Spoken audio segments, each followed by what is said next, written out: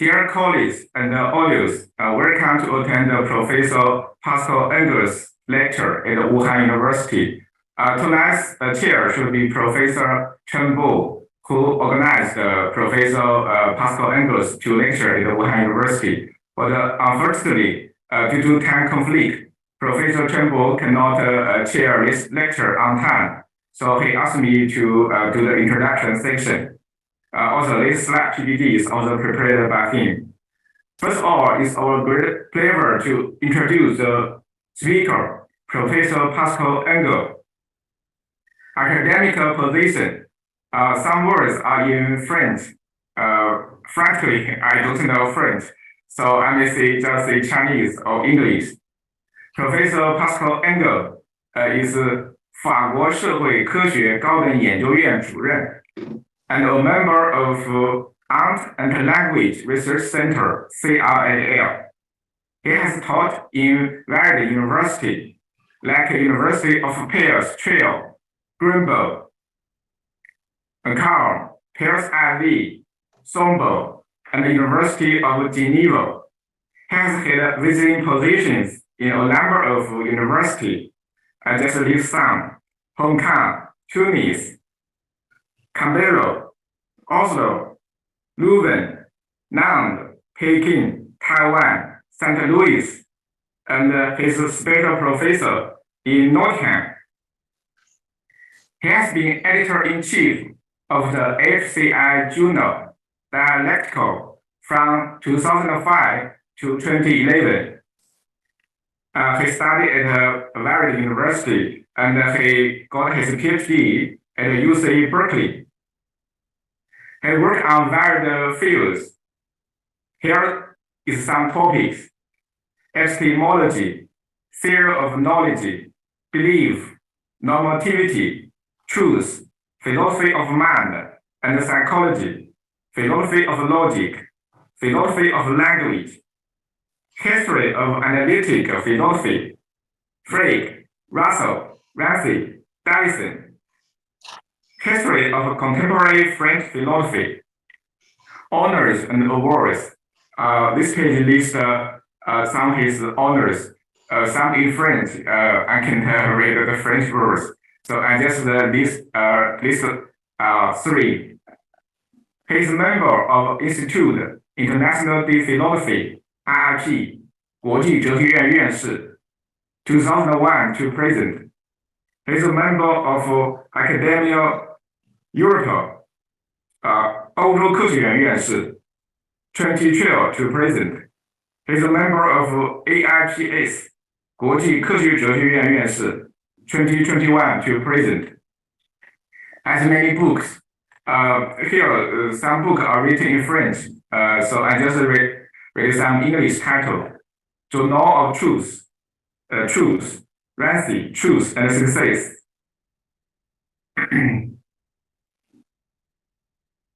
Here is the picture of some of his English books: The Law of Truth, Introduction to the Philosophy of Logic, Truth, Belief, Ramsey, Truth and Success, Philosophy of Psychology, What is the Use of Truth, New Inquiries into Meaning and Truth.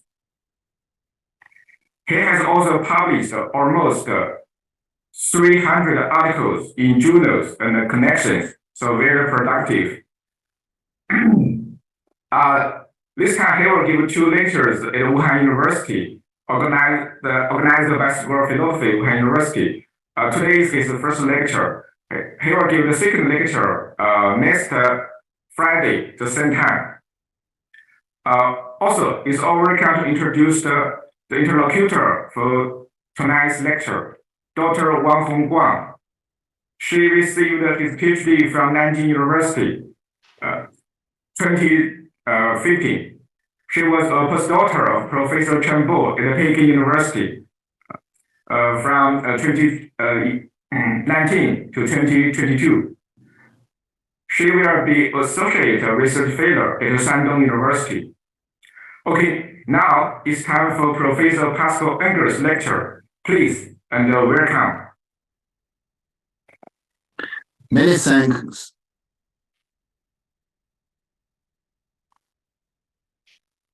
Many thanks, Professor Yong CHENG. I'm very honored to give a talk at Wuhan University and among specialists in the philosophy of logic. I have noticed when I went to Beijing at the World Congress of Philosophy in 2018 that there was now a great school of philosophy of logic and logic in China. I found the people who were there very good, and I had some contacts with China, but only Hong Kong, a long time ago, where I taught philosophy of logic at Hong Kong University. And at that time, there was not so much analytic philosophy and philosophy of logic in China. But now it is blooming, and I'm very happy to talk to such an audience. I want also to thank my respondent, Wang Hongguang, and I look forward for our comments. This paper is that I'm going to give is not really central to my present interest, but I've always been interested in the problems about the nature of logic and whether classical logic is the only one, the one true logic. Actually, this paper has been prompted by my reading of a recent book which was published by Oxford University Press called One True Logic. So in part, it is a comment on this book and on other works. So I'm going probably to most of the time to be reading my paper, and I hope that my English will be understandable, and I look forward to your comments. So now I'm going to share my screen, giving a few slides.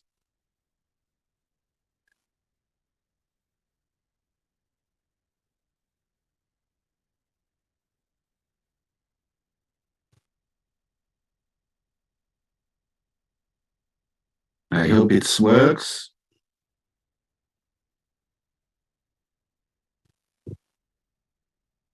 Mm.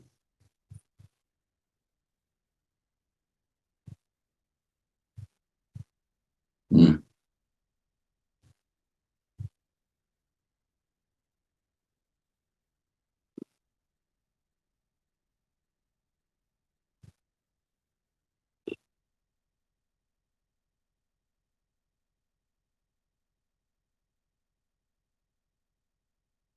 Do you get my screen, Professor Yong CHENG?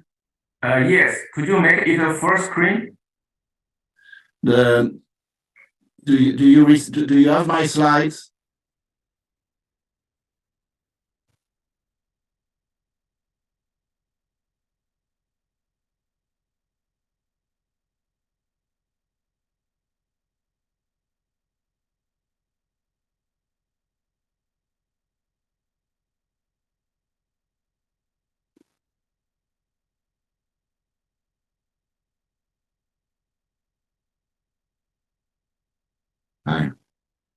Doesn't seem to work.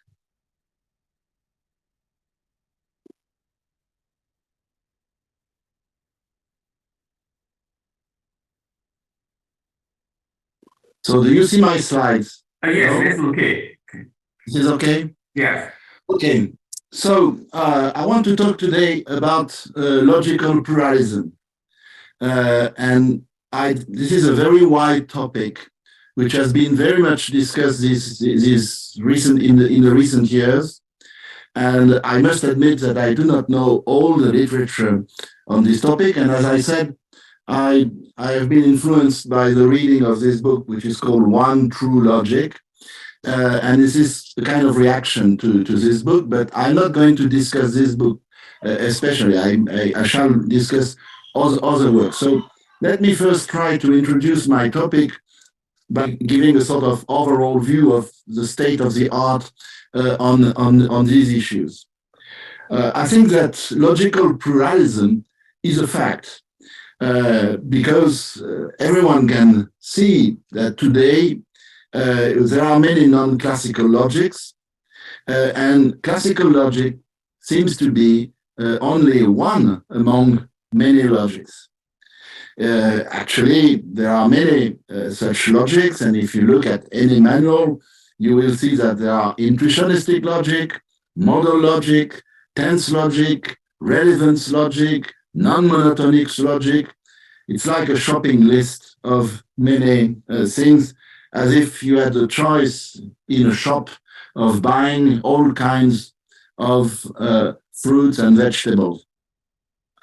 But so the present state of logic is a state of pluralism.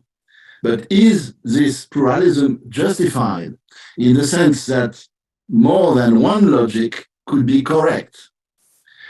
Of course, Kant, the German philosopher following the scholastic tradition, distinguished logic as what he called an organon, that is a tool, a methodological tool for a given scientific domain, and logic as what he calls a canon.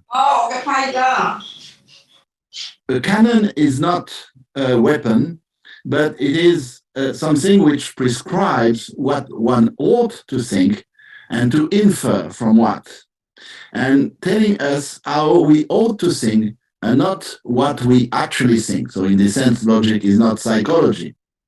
As an organon, the pluralism in logic is justified.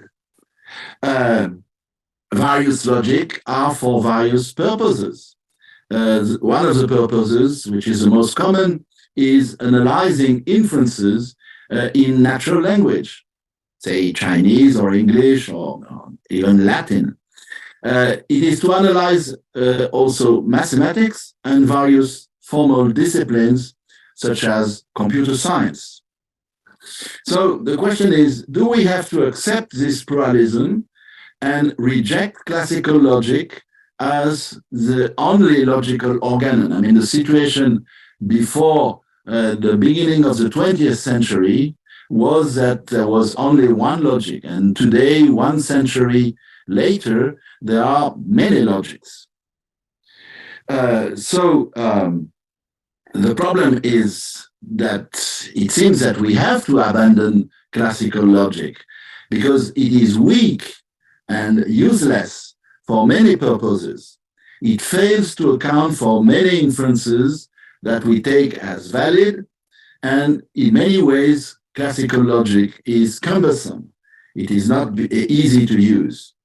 But if we are pluralist, this positive answer presupposes that logic is descriptive of language, of reasoning, and of thought in all its application, and that it has it has to describe the ordinary concept of consequence and all the domains where it applies. Hence, according to this pluralistic line, there should be as many logics as there are descriptive purposes. I mean, logics are just tools.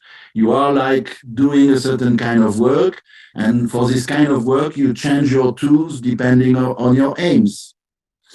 And of course, pluralism is innocuous. It raises no problem if we adopt this view, because some logics are better for certain purposes than others. For instance, there is a logic of time for dealing with time sentences in natural languages, and depending on the descriptive perspectives that you take, you will use time logic. Excuse me, Professor Pascal Engel, could you move forward your slide? We can only see your first page of yes, but this is because I don't have slides for every part of my talk. So I have only slides for the main points. So it's not a full set of slides. I am reading my paper, and when I will need to present a slide, I will show it. Okay. Okay. Thank you. So for the most of the paper, what I'm doing is just talking.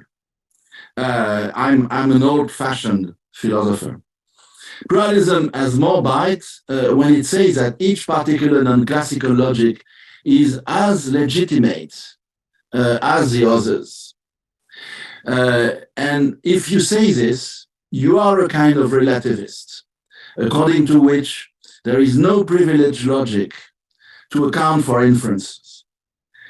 Each of the logics are logic, and classical logic has no privilege, or it is not an exception among the various logics. This is why some philosophers and logicians have used the term exceptionalism to designate the view that classical logic is the only true logic, and anti-exceptionalism to designate the opposing view. It is important not to assimilate the monism-pluralism debate about logic with this distinction between exceptionalism and non-exceptionalism. The monism-pluralism debate has to do with the question of whether there is one correct logic, whereas the exceptionalism versus non-exceptionalism has to do with the question of the normative and the a priori status of the logic.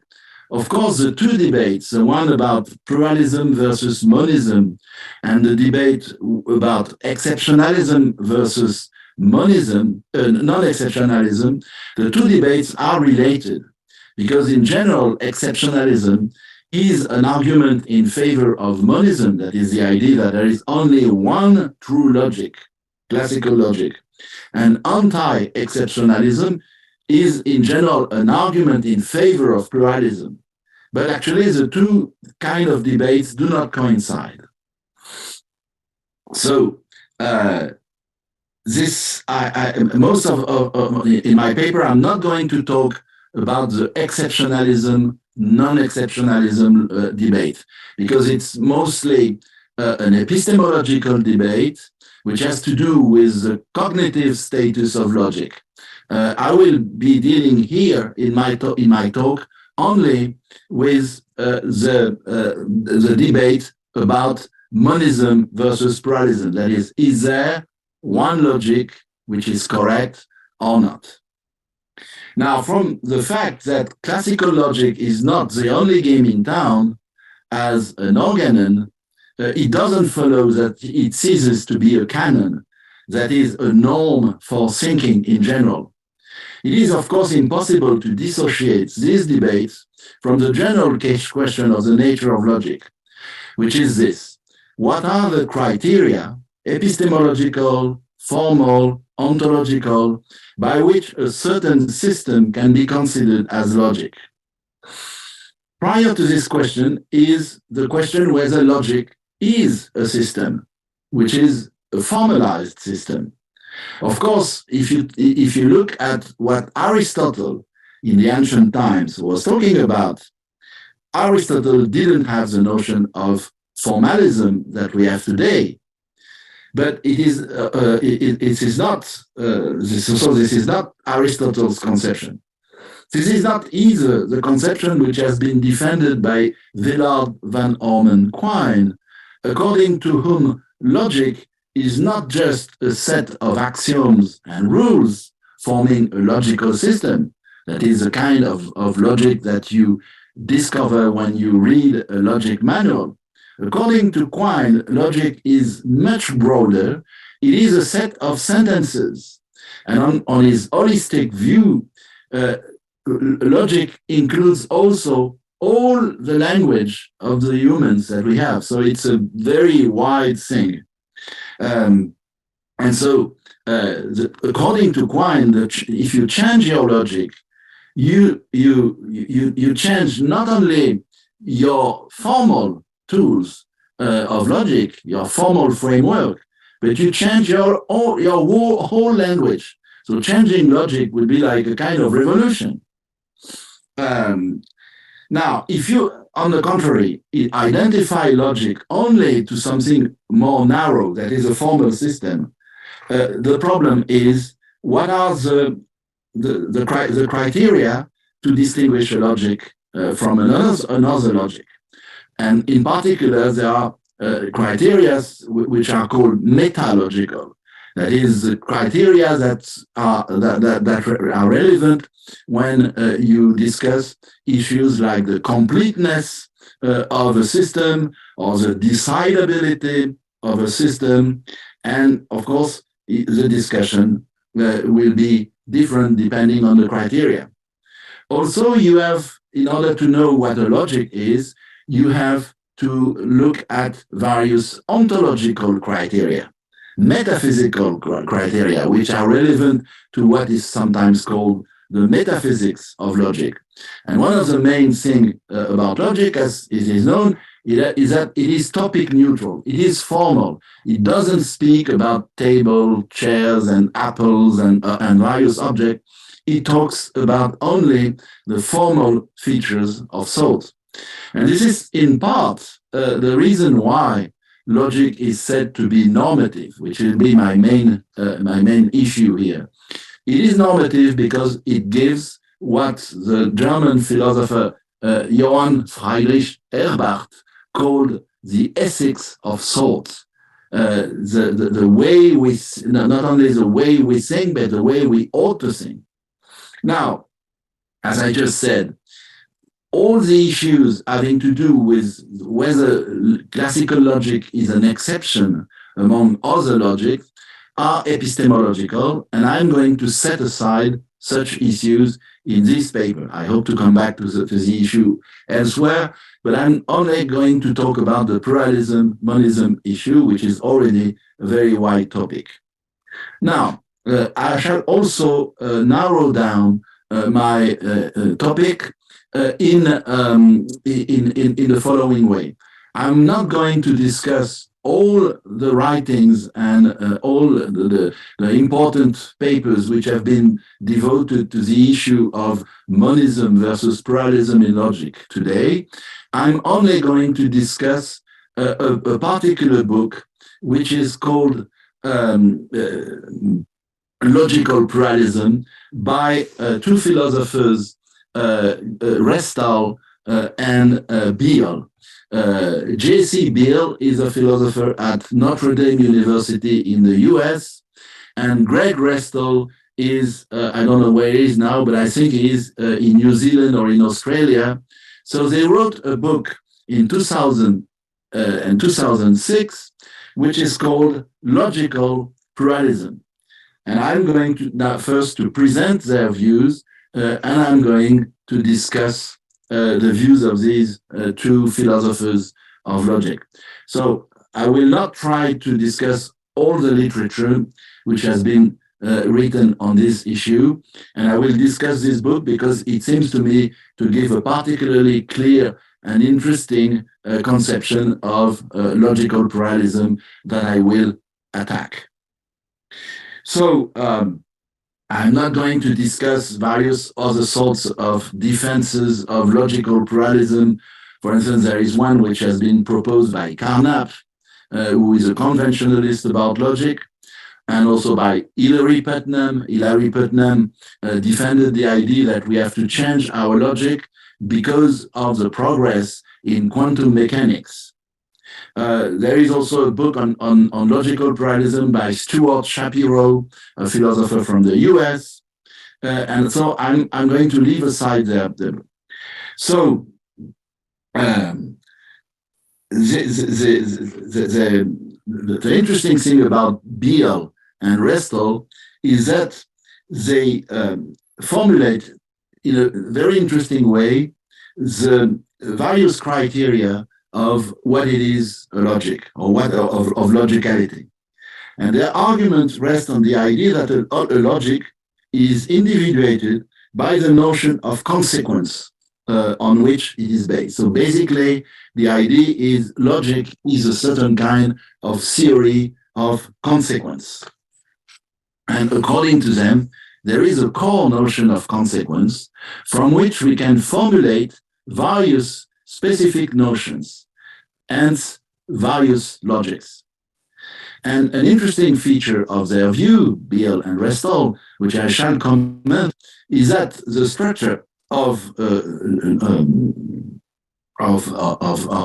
their view is similar to the form of pluralism which has been defended by various authors about truth. But I'm anticipating. So Beale and Restall start from Tarski's notion of logical consequences.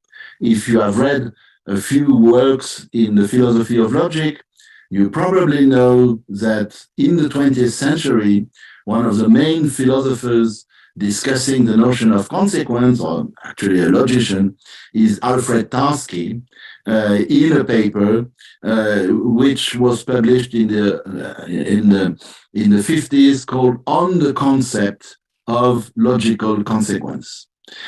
And according to Tarski, a logical consequence should be understood in terms of the necessary preservation of truth. And the idea is that if something is a logic, it has to define a certain notion of logical consequence, and logical consequence is defined in model theoretic terms. That is, with the idea that truth is to be preserved from the premises to the conclusion. In other words, a sentence P follows logically from a set of sentences S, just in case every model of S is a model of P. And Tarski defined a model or a set of sentence S, and he considers that these models actually yield or imply classical logic. And Beale and Restall start from this notion of logical consequence given by Tarski, but they modify this definition and they want to generalize it. The generalization is here on my slide. They say that an argument is valid if and only if, in every case, X in which the premises are true, so is the conclusion. So they take the same definition as Tarski, but the difference is that they use this notion of in every case. So validity, this means that validity depends on the case where you are. Validity doesn't apply uniformly or across the board. Validity is relative to a case, which is a parameter. So you have validity in a situation, validity in another situation. So this means that we do not have to consider only the Tarskian models, which yield classical logic, but also other notions, such as the kind of construction and situations which yield, for instance, impressionistic logic or relevant logic. So that logical consequence is going to be different depending on the kind of logic where you are. So there are a plurality of consequence relations and various ways of understanding the notion of logical consequences. And so Greg Restall and J.C. Beale formulate actually 4 main constraints on the notion of logical consequences, 3 globally. First, necessity. Valid arguments must be necessarily truth-preserving. Second, what they call the notion of formality. Validity is neutral with respect to content. Third, normativity. The idea that invalid arguments must involve a certain kind of mistake or fault. So according to Beale and Restall, these 3 features, necessity, formality, normativity, correspond to our intuitive notion of logical consequence. And as I said, the difference between their view and the view of Tarski is that their definition of logical consequence is meant to be extremely general. There are as many instances of X as there are logics. But it's not the same view as Carnap. You remember that Carnap said logic is a matter of convention. You have to be tolerant. You have to accept whichever logic you want, depending on your purposes. And so it's the same view as the one which I have called pluralism in the beginning of this talk. it's a form of conventionalism. But Bill and Restel do not agree with Carnap that the logical constants, that is the main logical word, such as and or the quantifiers, change depending on the logic. For them, on the contrary, the meanings of logical constants are fixed.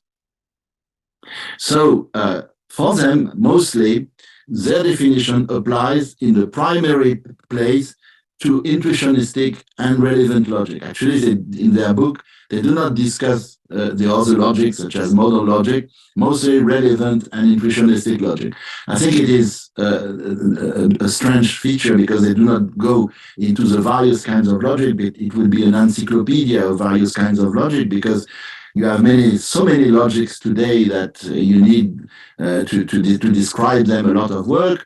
But it's true that the main rivals to classical logic today are intuitionistic logic and relevant logic. So, according to their view, the logic is given by an admissible instance of what they call the generalized Tarski thesis. So now we have to look at various objections. I've presented the core of their view. I'm going to look at various objections to their view, to their kind of pluralism. The first objection has to do with the formality feature. One of the main admissibility criteria for logic, according to Bill and Restel, is the formality of logic. But the notion of formality is very wide, and it is also very problematic. If you look at ordinary inferences that we make in a natural language, such as English, but I'm sure it's the same in Chinese, if you look at those various inferences, you can see that they are very different. They are all supposed to to refer to a certain kind of logical consequence, but if you look at the examples, they are very different from each other. First, A1. Some F are G, all G are H, therefore some F are G. Fine, this is an ordinary syllogism. A2, second example, P, and if P then Q, therefore Q, ordinary modus ponens inference. So far, so good. But now look at the other example. If X is red, then if X is red, then X is colored. X is red, so X is colored. This looks like a modus ponens too, like the previous example, but it has a specific subject matter. Example 4. X knows that P, therefore P. This is also a familiar inference in epistemic logic. Knowledge entails truth, but it's not really an entailment in the formal sense. It depends on the meaning of the verb to know. Or the example 5, X is more F than Y. X is F, therefore X is F. So this seems to be an example with a plurality quantifier, and it's not clear that plural quantifiers are the same as ordinary universal and existential quantifiers. A6, X is larger than Y, Y is larger than Z, so X is larger than it. Simple example of transitivity of the adjective large, but is it something which is formal? 7 is even more difficult, and it's not the same as the example 3. X is red, therefore X is colored. Normally, this is also supposed to be formal in square quotes case of inference, but is it really formal? And if you take example 8, X is water, therefore X is H2O. Of course, this seems to be entailed by the laws of chemistry, but are the laws of chemistry part of the laws of logic? This looks odd. And the ninth example, which is an example for all mothers, X is a baby, therefore X cries. Yes, in general, babies cry, depending on their age, but there are some babies who don't cry. So do we have to accept this? So this is one example, this is one problem with Beale's notion of admissibility of a logic, which is that the notion of formal consequence can apply very widely, and we are not very sure to have a grip on the notion of form. Now, there are also other objections to Beale's and Restall's conception. I said that one of the admissibility criteria is the criterion of metallogic. The problem is a problem which is very classical, which has been raised by the logician Graham Priest, and they do not really settle the problem. The question is this: if an argument is valid and sound according to one logic, but not to another, should we accept the conclusion or should we not? And here I have the quote from Graham Priest. Suppose the argument from alpha to beta is classically but not relevantly valid. And suppose that alpha is known to be true, that is, the argument is sound. The question that is raised by Graham Priest is, are we or are we not entitled to accept beta? Relativism about logical consequence seems to command the answer that in one sense one should accept the conclusion, and in another sense we should not. This is a challenge. And this point is related to another point. How should a pluralist reason about logic? This is a metalogical objection. In other words, when you discuss the metalogical properties of a logic, whether it is complete, whether it is decidable, whether it is compact, and all the other properties that logicians have been studied under the heading of metalogic, the question is, in which system are you reasoning? For instance, if you reason about classical logic, your metalogic is straightforward. It will be classical logic itself. But can you reason about relevant logic or intuitionistic logic in the classical logic?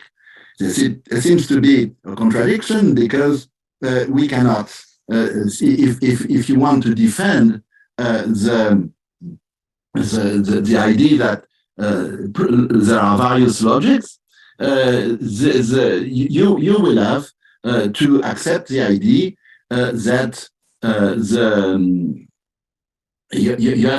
you will have to accept the idea that you should define a logic by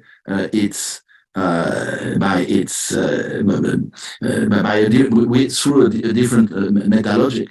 Very often, the logicians use classical logic as a metalogic, but this creates, of course, a problem. As my colleague Mircea Dumitru says, this is an alarming position, for the logician stays classic in the metalogical background, and that defeats our argument in favor of our preferred non-classical logic. Or you will have to have two levels of logical reasoning, one classical, one other not. And when Beale and Restall discuss this issue, which is also raised by the book I mentioned by Griffiths and Pascal, they are very eclectic. They say, well, that depends on the case. Sometimes you can use classical logic. Sometimes you do not have to. And of course, eclecticism is something which we don't like very much in philosophy, because that means a position without principles. And according to Griffiths and Pascal in the book on One True Logic, this courts nihilism. It looks like saying there is no one true logic. There is no one correct logic. You can use either one or the other depending on your purposes. And of course, this is what in American English people call, this is easygoing. I mean, it's saying, I don't care, I don't mind. And this is a problem. Another objection, which I'm not discussing, is the idea that there is a certain kind of indeterminacy of the notion of consequence by Beale and Russell. Now, there is another, sorry, no, I'm not going to discuss that. There is another objection, which I'm not going to discuss either, which was recently proposed by Saul Kripke. Saul Kripke says that the very idea of adopting a logic is very bizarre. When you deal with the pluralism issue, it seems, as I said at the beginning, as if it's just as if you were in a shop. Say, for instance, you are shopping vegetables and various foods, and you can choose. You choose the best for your purposes, for the kind of meal that you want to prepare. But do we have the choice between logics? I mean, it is very bizarre to say that we have a certain sort of choice. And this reinforces the metalogical objection, because according to Kripke, we don't have the choice. We have one way or another to presuppose the classical logic, which we use in everyday life when we reason. So that's one objection. I'm not going to deal with that. Now, I want to make a comparison here, which is very important for my argument, between logical pluralism and truth pluralism. Now, this is a difficult topic, and I have here to be summarizing a very complex set of issues. Logical pluralism is not the same thing as truth pluralism. Truth pluralism is the following idea, which has been defended by various philosophers recently. It is the idea that the concept of that there are various concepts of truth. Truth is not uniform. It doesn't mean the same thing depending on various domains. In particular, these philosophers say that when you reason on a certain kind of domain, on a certain kind of topic, truth will be relative to this domain. And to give the idea in a nutshell, it is the idea, for instance, that when you reason in mathematics, you have to deal with truth in mathematics. When you reason about ethics or morals, you have to deal with truth in morals. When you reason about physics, you have to deal with truth in physics.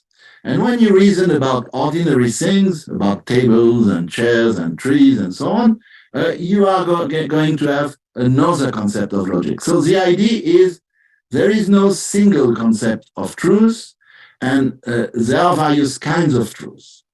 But of course, the logical pluralist does not defend such a straightforward, or even I would say crazy pluralism. Because if you defend such a pluralism, you will say, for instance, that a certain kind of argument, such as the moral argument, will be different from one domain to another. Take, for instance, the following inference. If it's wrong to lie, it's wrong to get your little brother to lie. Second premise, it's wrong to lie, so it's wrong to get your brother to lie.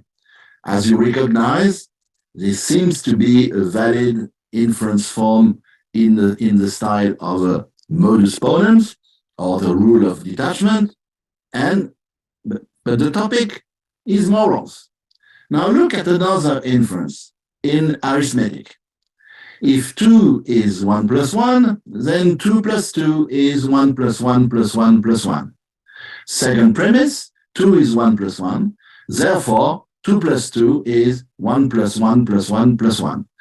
The first inference is in morals, is a moral inference. The second inference is an inference in mathematics or in arithmetic. So according to logical pluralism according to truth pluralism about truth, the notion of inference is not the same and differs in the first case, the moral case, and in the physical case. And this is, of course, very counterintuitive because it seems that both inferences are instances of the modus ponens independently of the domain. So the truth pluralism seems to defeat the idea of the formality of logic. But the people who defend the pluralism actually have a reply to this, and what they say is that actually what happens is that the concept of truth is a very weak and a very thin notion. It's not a substantive one. It's not a concept according to which you have to say something about the world or you have to say something of substance. So the view of truth pluralism defended by various authors recently, such as Crispin Wright or Michael Lynch, is that the concept of truth, it's written on my slide, is characterized by a set of platitudes. Truth is transparent, that is, P is true if and only if P. Snow is white if and only if and only if snow is white.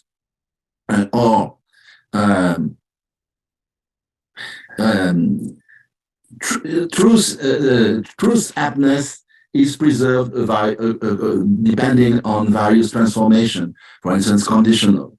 Truth is correspondence. This is what Kant called the nominal concept of truth.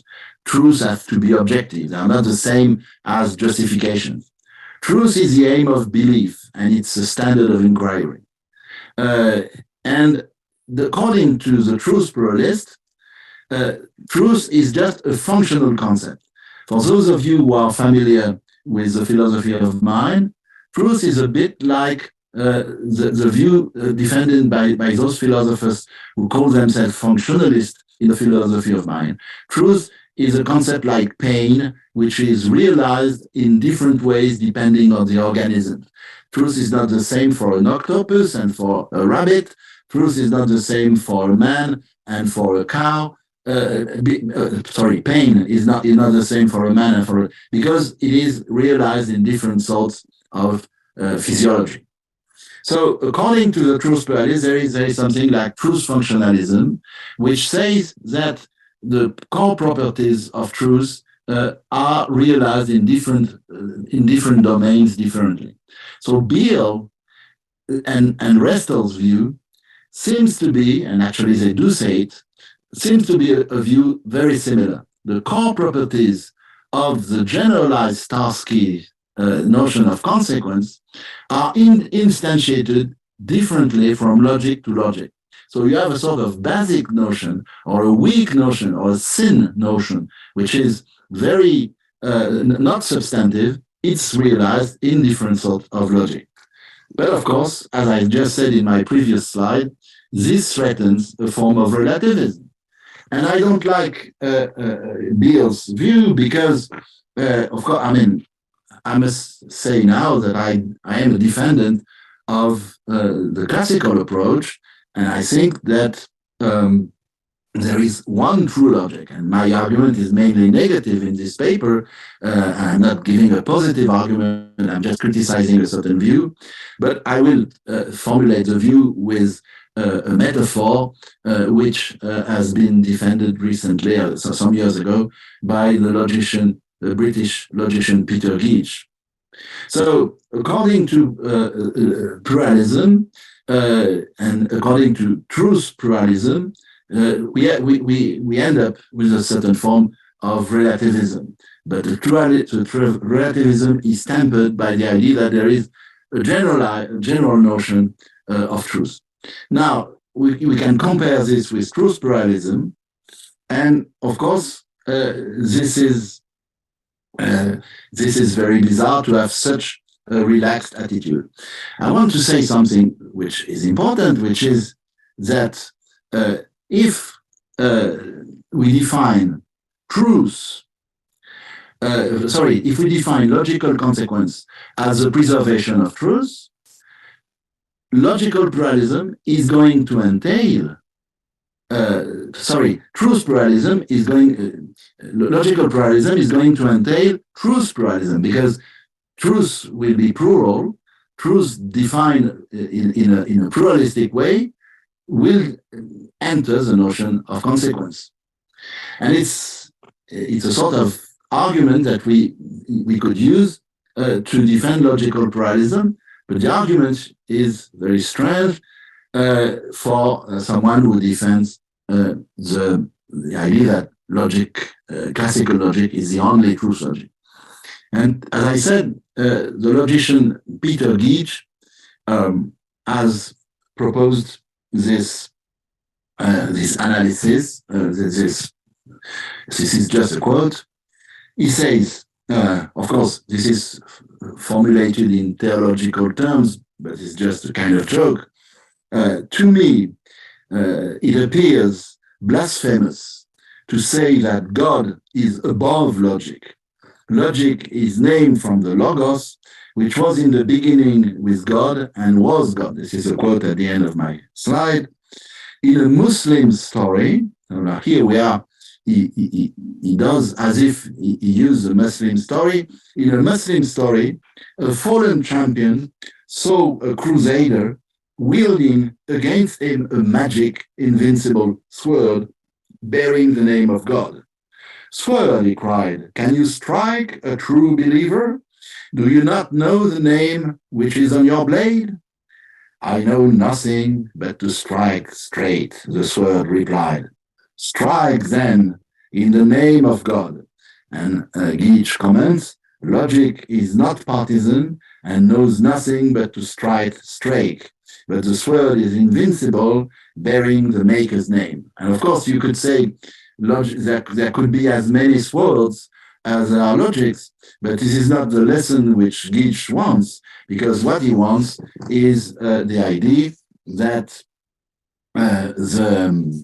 it is the idea that there is only one logic which is worth following. So now I reach my argument. I hope that I'm okay with the time. This is not I'm not going to play the role of which is played by Peter Geach or by the sword of the Muslim. I'm going to give an argument aside. My main argument against logical pluralism is that, contrary to what Peale and Restel argue, the core criterion of consequence associated to normativity is not preserved if it is instantiated in several logics. Basically, my objection to their view is the following. If there are a plurality of logics, how can logic be genuinely normative? If normativity of a logic is going to be at best very weak, very thin, and at most empty, if it applies to any kind of logical reasoning separately, without applying to others, that is, there will be a logic for topic 1, a logic for topic 2, and so on and so forth. If it applies to any kind of reasoning separately, without applying to the others, there will be a problem. Peale and Restel formulate the normativity criterion in the following way.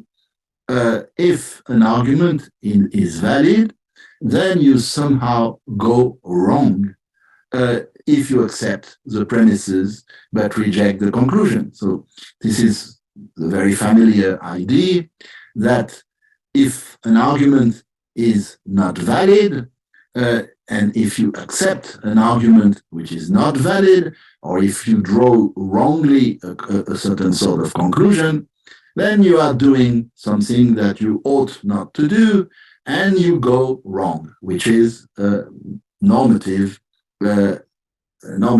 term. Now, if there are many senses of the word wrong, if there is wrong for classical logic, wrong for intuitionistic logic, wrong for relevant logic, wrong for time logic, wrong for logic of plurality quantifiers, and so on and so forth, normativity in logic will be fragmented.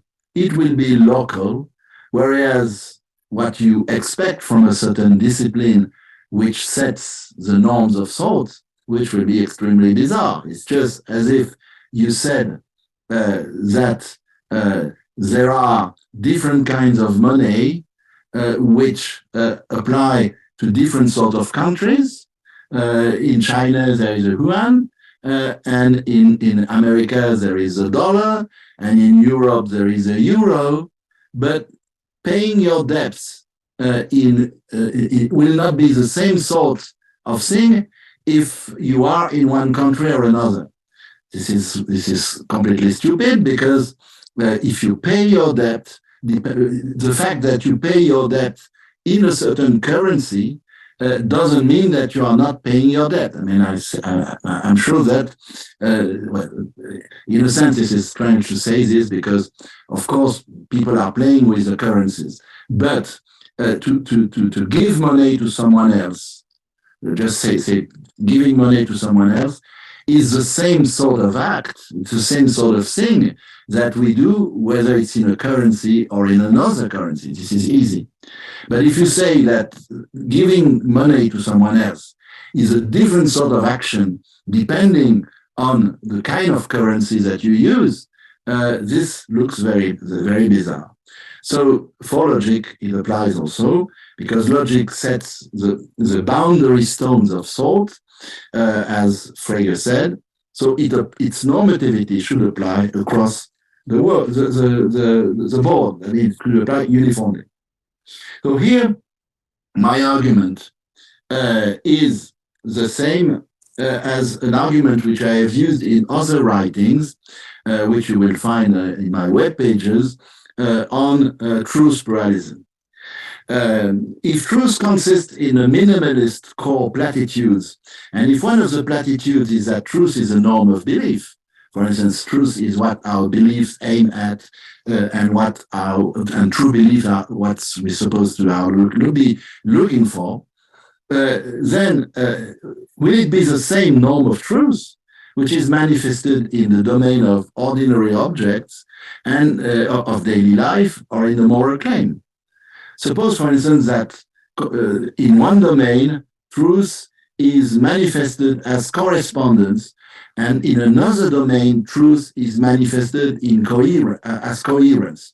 This is the idea that, for instance, in morals, truth is coherence, whereas in physics or in ordinary objects, truth is correspondence. This is one of the views defended by the relativists and pluralists about view. So in other domains, for instance, the aesthetic domain, when I say about a certain vase, this is beautiful, this will not have the same meaning, and it will be a different sort of normativity than if I defend it in the moral case. Of course, there is an intuition in favor of this idea, but will it be the same norms, and will the notion of normativity not disappear when we apply it to various domains? If I say that a certain funny man is funny for someone in China, and not for someone in another country, because the sense of humor is different from one country to another. Nevertheless, it will be very bizarre to say that when people laugh, they laugh in a different sense. I have noticed very often that the sense of humor is different from one country to another, but laughing, finding something funny, is a universal feature. Now, of course, as I said, truth pluralism doesn't entail logical pluralism. But logical pluralism, it is, if you formulate it through the notion of generalized Tarski consequence, as Beale and Restall do, for truth preservation, it entails truth pluralism. Let us to see that better. Let us try to spell out a bit what Beale and Restall mean when they say that logic is normative. They say logical consequence is normative in an important sense. If an argument is valid, then you somehow go wrong, as I said above, if you accept the premises and reject the conclusion. That is, we use arguments we take to be valid to judge inferences. All of this seems straightforward. It undergrids the use of deductive inference in the rational assessment of beliefs and theories, arguments and hypotheses. It is tempting to think that the normativity of logical consequence is fundamental, that it can never be rational to violate these norms. So this is what Beale and Restall say about the normativity of logical inferences. But there are actually various senses of the notion of normativity. And I want to remind you of some of these senses. There are three senses, at least. The first one is that, it's also on my slide, logic is not descriptive either of language or of human psychology. So this is the idea that logic is not a discipline like psychology, which describes certain things, but it's a discipline which, as Kant says, serves as a canon, that is, serves as the way we ought to think, the way we should think, not the way we do think. First sense of normativity. Second sense B, logic provides a standard, an ideal canon. It is constitutive. This is a bit more, but it is very similar to the first meaning, a bit more than A, because it says that logic is the general standard, the general canon, the general norm.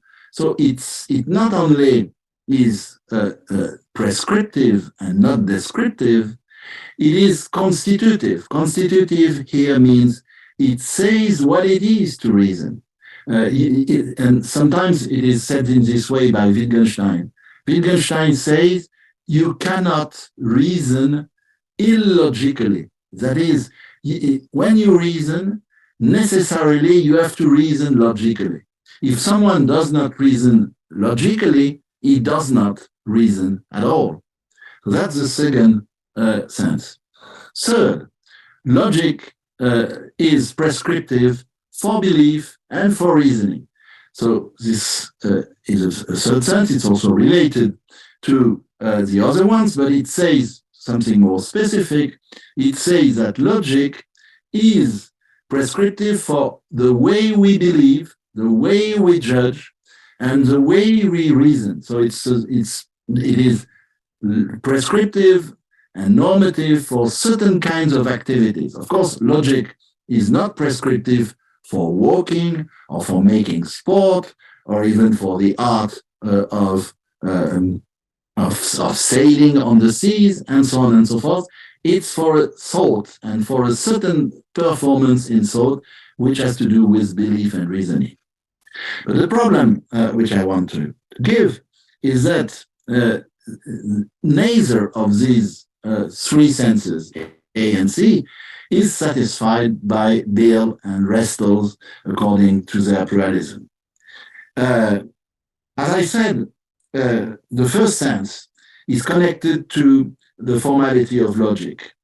And you can say that logic is, as Bill and Russell say, you can use one logic in a domain and another logic in another domain.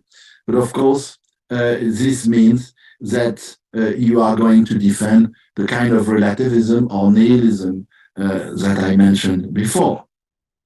And Bill and Restel do not really answer this presupposition. I'm not going to discuss their examples, but I will say one thing about this. Sorry.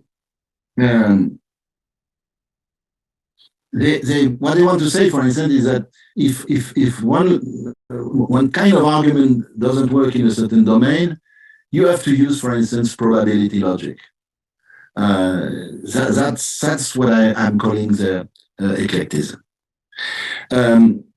But that certainly doesn't satisfy the notion of normativity because it makes logic strictly descriptive. Second sense in which Beale and Restel do not manage to convey the proper sense of normativity. Sense B, that is the idea that logic is a standard, it is constitutive of thinking and reasoning, and it looks very much like the example that I gave earlier about the sword given by Peter Geach. The problem here is this. Generality is associated to normativity. When you prescribe the way you think, and in this sense it's very clearly similar in morals, you apply logic to all cases. And you apply logic to what rationality is in general. But this is not the sense in which Beale and Restel say that logic is normative. Whatever sense we give to the idea that logic is constitutive of thought or rationality, and we say that there is a plurality of rationalities, and if we say that, we have to fragment also the notion of rationality. Take now the third sense. Logic is prescriptive for belief and reasoning. Now, if it's prescriptive for reasoning, we shall be in a very weird situation. We shall be in a very weird situation, which I want to explain now. This is something which is, the idea that logic is normative for belief and for reasoning has been well formulated by the American philosopher Hartree Field, who says to regard an argument or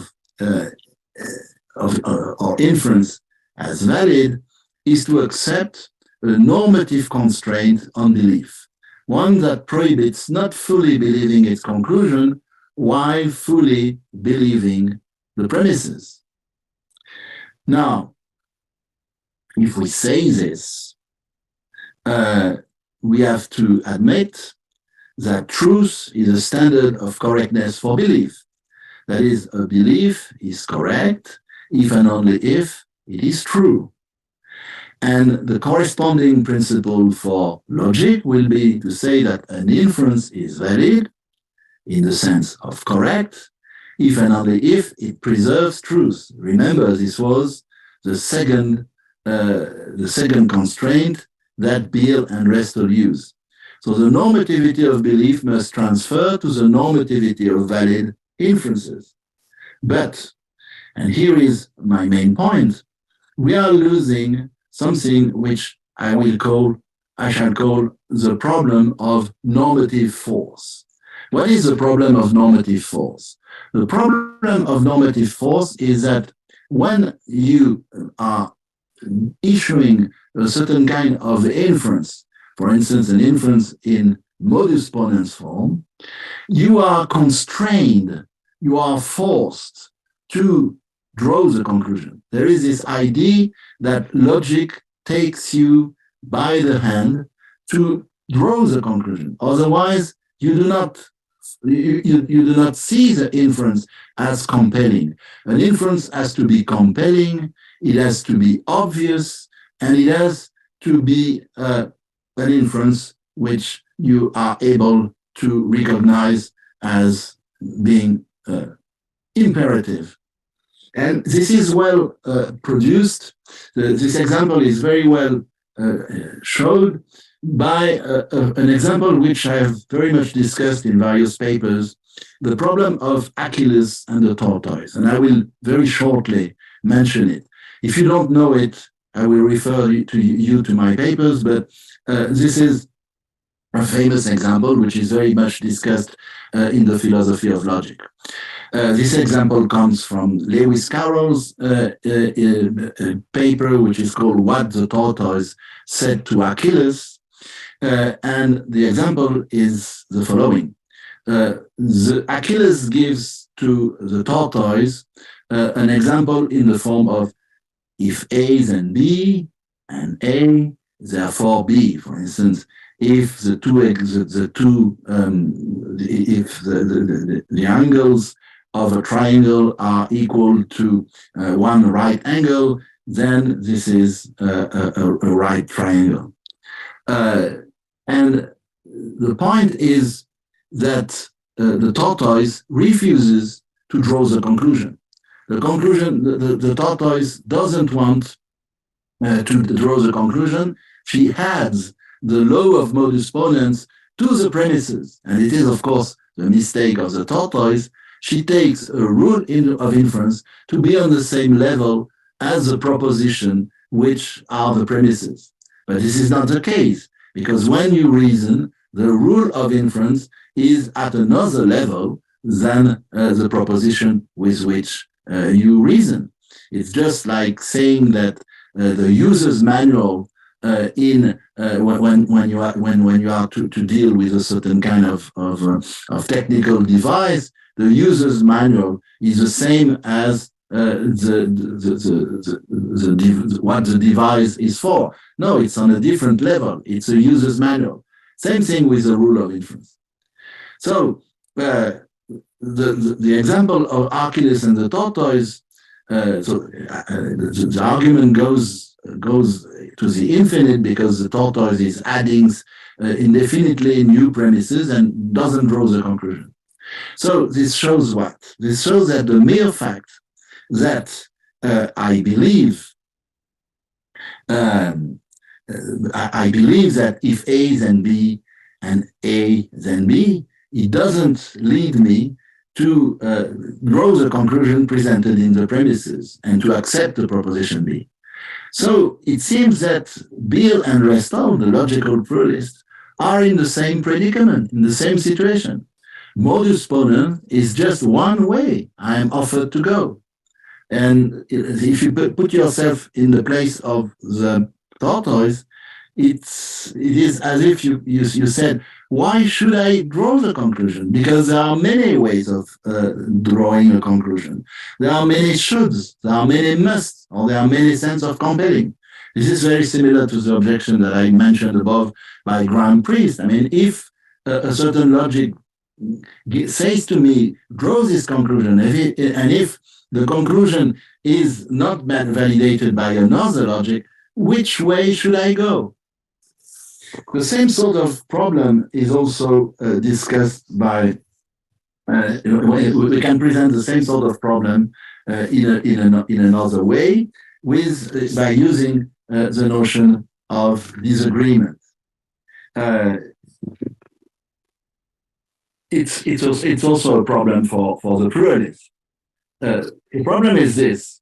When you are defending a certain kind of logic, and when someone else is defending another sort of logic, and you are disagreeing.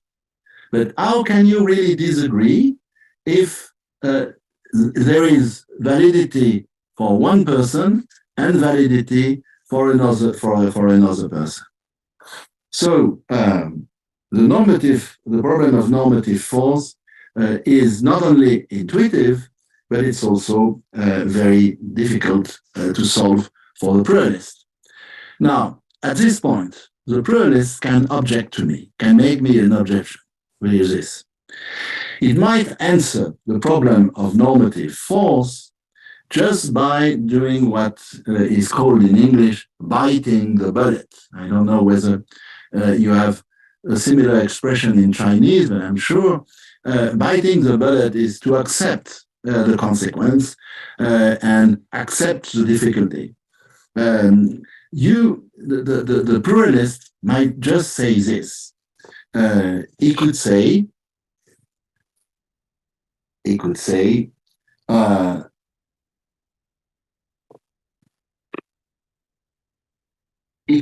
that the normativity of inference is not not important. There is nothing like being wrong. There is nothing like being compelled. There is nothing like being forced. The logical pluralist, I will take the way he could speak is this. It's written on this slide. Let us, says the logical pluralist, accept that logic comes with one kind of norm, and let us suppose that it is a classical one, embedded within the classical notion of consequence. Even if this is the case, how can a norm guide us? To say that logic is constitutive of rationality, that there is a logical must, that that logic is as hard as a sword, is one thing. But norms do not prescribe blindly. We must understand how to apply them in various circumstances, especially in the cases where they seem to dictate intuitively the wrong answer. This is where logical pluralism can be forced upon us. If a number of ordinary reasoning appear to us as invalid, although classical logic tells us, contrary to our own intuition, that they are indeed valid, how should we comply? What kind of reasons do we have to be correct? Now, the logical pluralism view can answer to this in the following way, by using a notion which has been defended by the American philosopher John McFarlane in a series of papers, which are very interesting, and what he calls bridge principles. Bridge principles are, we could say, certain kinds of rules or principles which allow us to go from the abstract formulation of a logical law or a logical principle to the particular case. If you want, we can take an analogy from, I don't know Chinese law and the Chinese juridical system, but in Europe, we have a certain view which is called the application decrees. When there is a law which is formulated, the law has to be adapted to various sort of circumstances. And the principles that we use to adapt the law to a certain circumstance is a bridge principle. And this is the idea, for instance, that there are certain rules for navigation. Take the activity of navigating at sea. There are certain rules for navigation which apply for all sailors.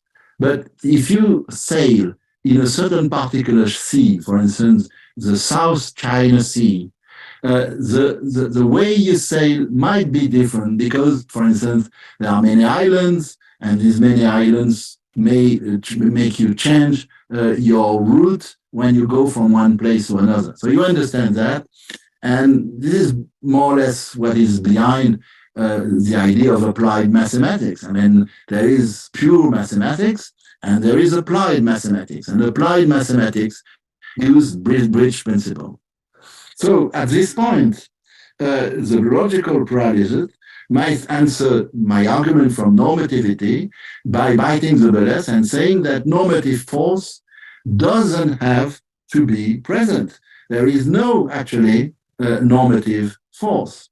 But this seems to me completely bizarre because that ignores the main feature of normativity, even from the point of view of Beer and Restall. You will not be able to use the notion of wrongness. You will not be able to use the idea that an argument is constraining if you adopt this kind of argument. And of course, for a logical pluralist, this view will be trivial. Now, this is mostly my main argument. And I think that the logical pluralist has either to deny that logic is normative, or contrary to his principle, or it will have to say that it is normative, but in a sense which is completely deflated and completely alien to what we ordinarily mean by normativity. Of course, I'm not dealing in this lecture with the notion of normativity itself. A lot more should be said, and we shall probably discuss this. This is my main argument. Now, I have a little appendix to this argument, which is not on my slides. So I'm giving my conclusion first, and then I will give a little appendix. So my conclusion is of what I've called the normativity argument against logical pluralism is that either the normativity of inference, although it is claimed to be what is meant by logical consequence and according to the criteria of admissibility of logic, is either so weak that it ignores the essential feature of normativity, that is normative force, or it is empty and it comes down to being trivial. So we would have to say that logic is not a normative science at all. So I do not deny that a logical pluralist could accept perfectly this. Now, I just want to give a little appendix before finishing about the consequences of this for the notion of knowledge. I shall be extremely brief here. Logic is said to be formal, to be necessary, and to be normative. But we also say something about logic in general. We say that logic enriches our knowledge. This is not understood in the same way by different authors. But if one sticks to the notion of the Kantian and the logical positivist or the Carnapian notion of logic, which was very common in the 20th century, we will say that logic doesn't tell us anything about the world. It's not a substantial discipline. But of course, this was not the view that people like Bertrand Russell and Gottlob Frege defended. For them, logic actually is as substance because it enriches our knowledge through deduction.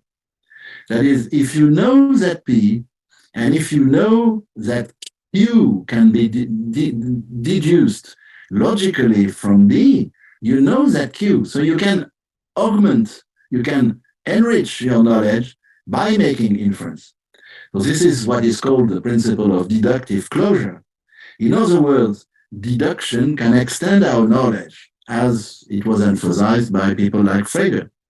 Now, if there are as many notions of logical consequence as there are instantiation of the Tarski schema, why could not extend our knowledge in the same way? It seems that there will be different notions of knowledge and as many kinds of knowledge as there will be deduction for previous knowledge. So this leads also to a form of knowledge relativism. And this is one of the consequences of logical pluralism, that you have to be pluralist about knowledge. But if you're not relativist about knowledge, you have to reject this consequence and the logical pluralism that leads to it. So indeed, the more our conception of truth and consequence are minimal or deflationist, as it is the case for the view defended by Beale and Restall, the less the cognitive role of logic is to be acknowledged. So logic will not be a discipline which has a cognitive role. And also this seems to be not only counterintuitive, but false. So I'm very sorry to have given to you a mostly negative paper against some writers, and I hope that there will be people to defend logical pluralism in the discussion, and I thank you. So I'm finished.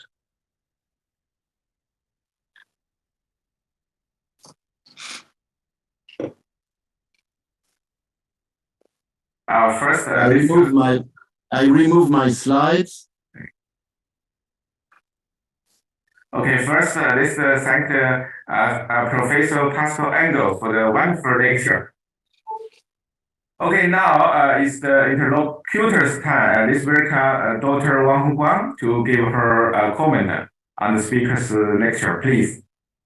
Okay, thank you, Professor Engel, for giving us this wonderful lecture. Very enlightening to me. I'd like also thank Professor Chen Bo for providing me this opportunity to communicate with Professor Engel. Thanks. Next, I will share my screen.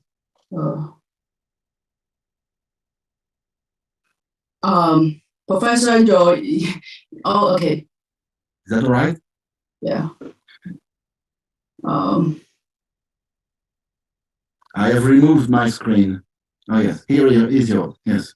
Okay. Next. I'm sorry, I might need to turn off my camera to make sure my connection is good. I see your slides. Yeah. I need to turn off my camera to make the connection is good. Okay. Okay. Yeah. My comments include three parts. First, I'd like to respond to the objections to Beale and the Restall's logical pluralism that Professor Engel just examined. The professor thinks that the three current objections to BR pluralism are correct, but as to me, they are not apparently correct. I will mainly focus on the objections about formality and methodologic.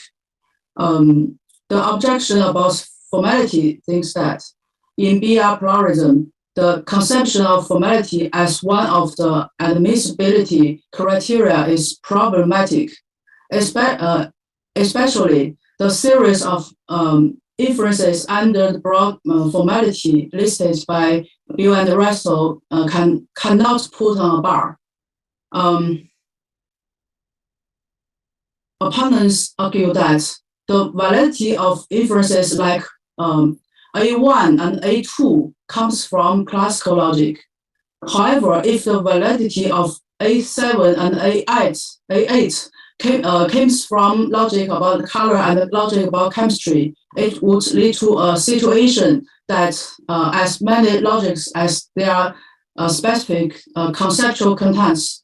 And that's the topic neutrality and formality of logic would not exist anymore. It seems to me that the validity of inferences like A7 and A8 does not rely on a particular conceptual context, but rather on a certain conceptual form. Comparing A7 with A3, the conception form about right and color is expressed by the conditional. If X is right, then X is colored. A7 is a shortened version of A3, which omits the conditional from the premises. In logic, if an inference is valid, the conclusion could not be false if the premises were true. In any case, as as to what things are right and why the conditional if X is right, then X is colored is true. They are not the questions that logic needs to answer. For example, those who study concepts will explain why all things right are colored is conceptually necessarily true. This type of inference is formal in the sense that it provides a valid inference form. As to the objection about Metallogic, Professor Engel asserted more than once that the debates on logical pluralism monism must be distinguished from the debates on exceptionalism and anti-exceptionalism. Therefore, a logical pluralism's use of classical logic under certain situations would not lead to self-contradiction. Since seeing classical logic as certain kind of alternative logic does not imply the commitment to the exceptionalism about classical logic. For pluralists, different logics are equal-correct. However, in some specific situations proposed by Grand Priest, relevant logic and classical logic are not really in competition. Classical logic is only a choice imposed to draw a conclusion. It is neither a rejection of relevant logic nor an acceptance of the exceptional status of classical logic. Of course, even if none of the previous objections about logical pluralism holds, Professor Engel has proposed to us a new objection that has not been fully developed. His objection bases on the similarity between BR pluralism and the truth pluralism, pointing out the defect of logical pluralism when dealing with the problem of normative force. However, it seems to me that logical pluralism is just more problematic when explaining normativity than monism is, and neither monism nor pluralism can avoid the problem of normative force, so that the objection from normativity is more a challenge for logical pluralism to better deal with logical normativity. Second, I'd like to discuss whether logic without normativity is possible and how to explain why we think logic is normative. This is also, in a sense, a response to the problem of normative force, although abandoning the normativity of logic would probably not be welcomed by Professor Engel. Although logical normativities think that if we accept the premises of various arguments but reject the conclusion of that argument, then we go wrong. But logical non-normativities, such as Julian Russell, also argues that perhaps the root of error does not lie in the normative requirements of logic itself. Logic is not naturally normative. Logic involves in normativity, but only to the weakest extent. For example, logic combines with belief normative principles, then they produce normative consequences together. For example, an argument in the form like this, indicating that gamma is unsatisfiable, does not have any normative consequence itself. It only provides descriptive information as following. Not all statements in gamma are true. Together with the belief normative principle, it leads to the normative conclusion. Not all statements in gamma should be accepted altogether. This also explains the widespread intuition that logic is normative. When we make claims about entailments, we are commonly also intentionally conveying normative information as well. This normativity has tend to stick to logic, even though logic isn't itself normative.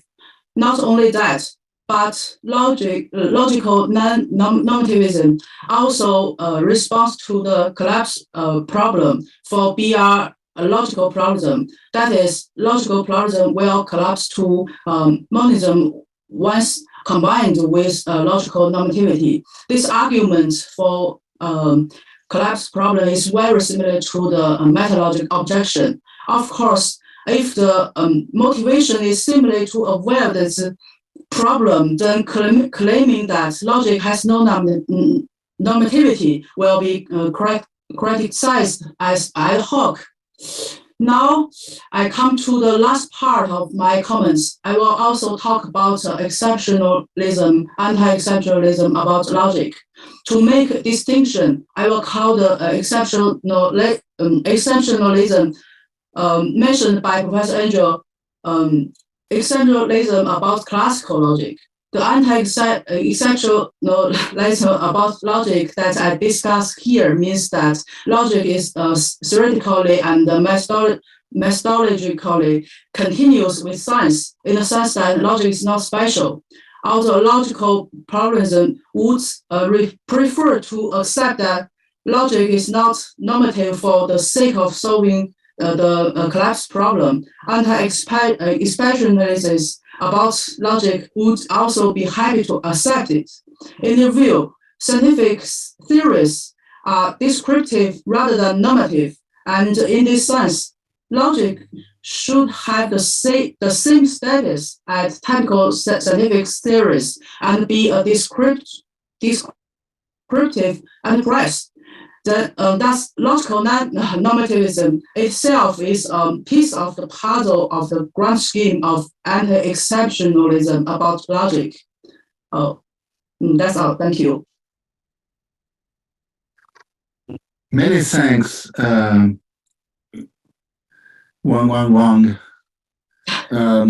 Now, Professor Yong Cheng, can you tell me whether I should reply to these comments, or do you want to give the floor to other questions? What do you prefer? I do not remember by which order. Do you want me to say something in reply to Wang, or to go to other questions right now? Yeah, you can first give your replies or comment on Dr. Wang's comment. Thanks. So I will try to be short. So thank you very much, Wang, for this very smart and perspicuous comments. I appreciate very much. I think you raise very good issues and indeed problems for my position. I will try to say a few words. It's true that I have wanted in my talk. I didn't want to raise all the issues pertaining to the normativity of logic and to the plurality versus monism issue.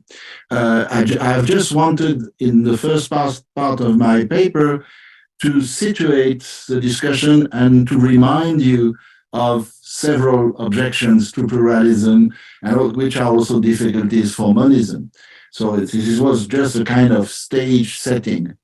In particular, the objection from, for instance, formality. All philosophers dealing with the problem of the nature of logic deal with this notion of form. It is a very intuitively clear notion, but also a very obscure one. For instance, if I tell you that today is Friday, therefore tomorrow will be Saturday, do I use the logic of the days of the week? No, I'm just using the conceptual content or the meaning, as you said, of the days of the week. And if I say, if today is Friday, yesterday was Thursday, therefore tomorrow is going to be Saturday, and so on and so forth, am I using a certain notion of form? I'm doing something like an inference. Now, I have not made it clear enough in my paper. Restall and Beale, they do not use a very wide notion of form. You have some philosophers who believe that there is a very wide notion of form and a very wide notion of inference. For instance, they accept that not only the inferences from classical logic or from intuitionistic logic or from relevant logic are straightforwardly good inferences, but they also say that there is something which they call material inferences. For instance, this was the example, the last example in my list, if X is a baby, X cries. Or if it rains, then the streets are wet. Or if I contract a virus, then I am ill. Such inferences are inferences which work in virtue of a certain conceptual content. Now, Beale and Restall do not want to include among their notion of forms such inferences. So they do not have a very wide notion of form. Actually, this very wide notion of form has been defended by philosophers like Gilbert Ryle and more recently by the American Robert Brandom. He calls it inference within the whole language of material inference. So Beale and Restall do not use this notion of form.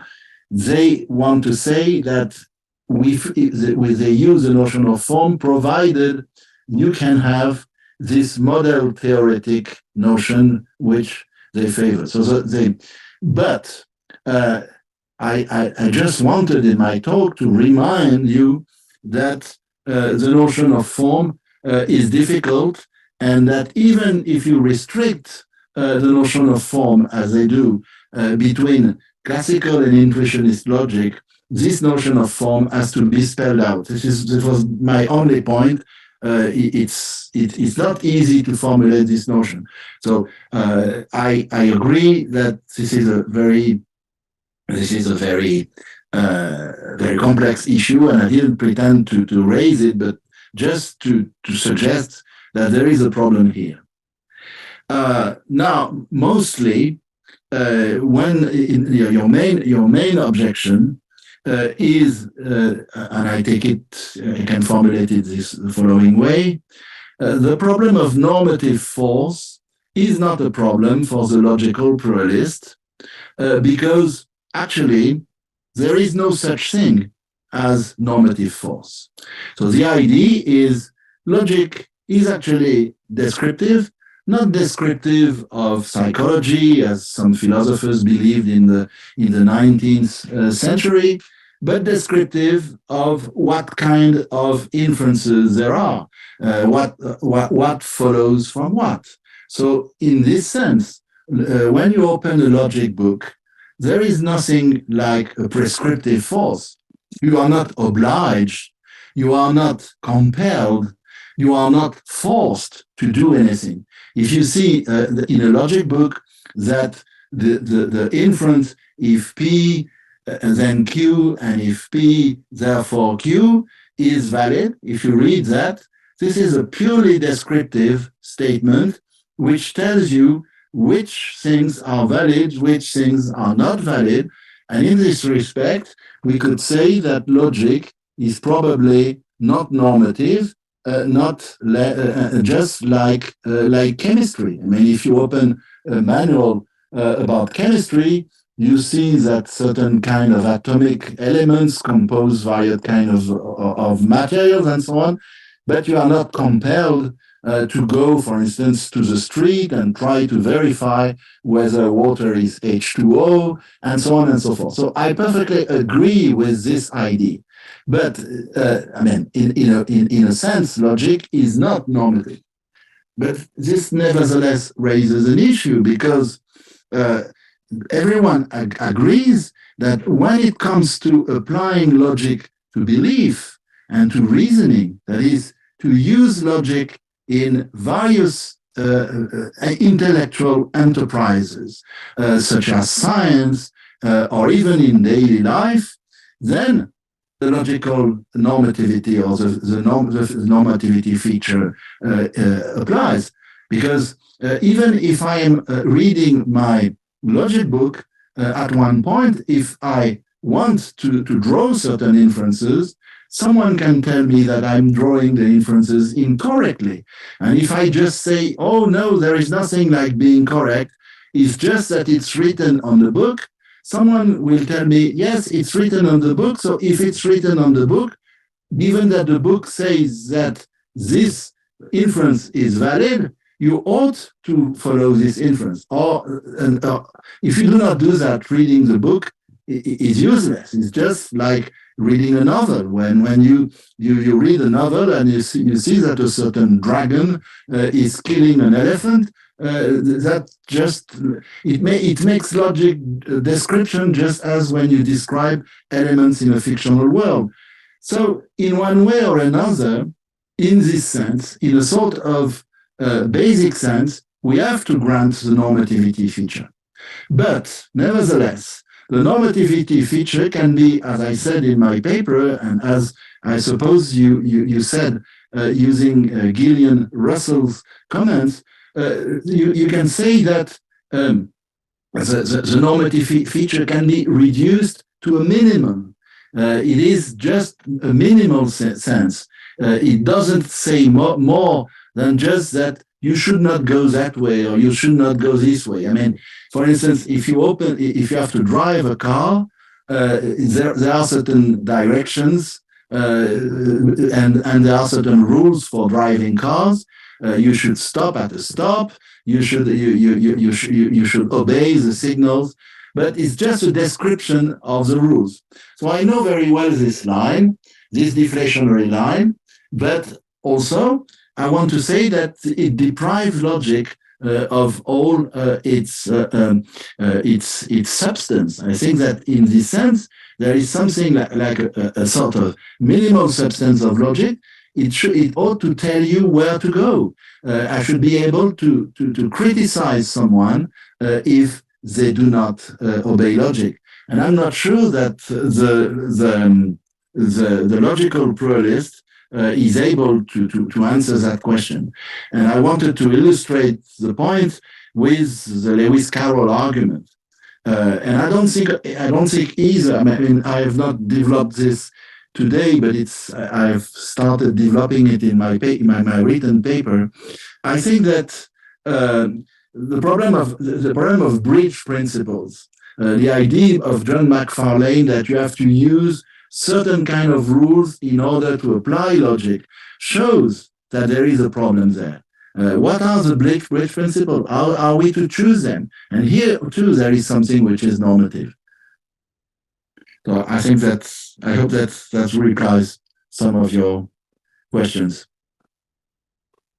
Okay, thank you. Thank you, Professor Engel.